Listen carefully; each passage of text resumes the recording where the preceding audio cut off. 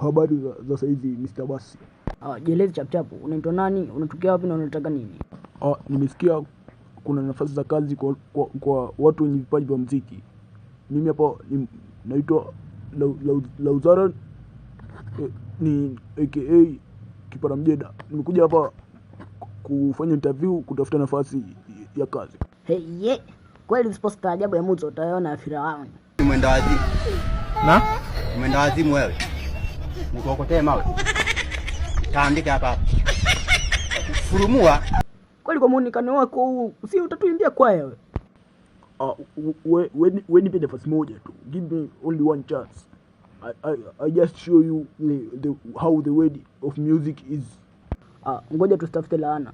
Kama vipi leo utaingia jukwani usiku tunamkesha. Kwa hiyo nataka uonyeshe kipaji na hapo ndipo utaweza kupata nafasi yako ya kazi.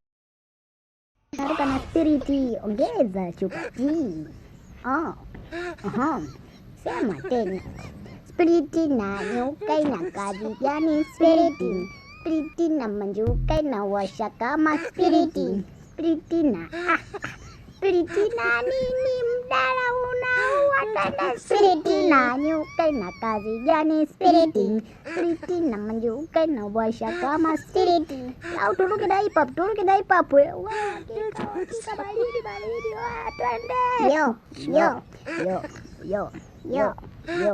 yo. Kusema kweli bangi nongeza ujasiri.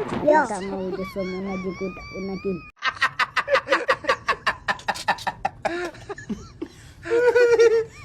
Siku moja kanipumbaza kizazi, nikaenda Uniforce, oya natafuta kazi.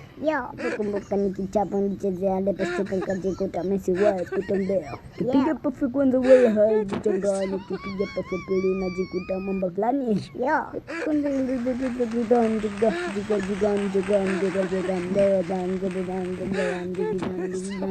Mwanangu umeua.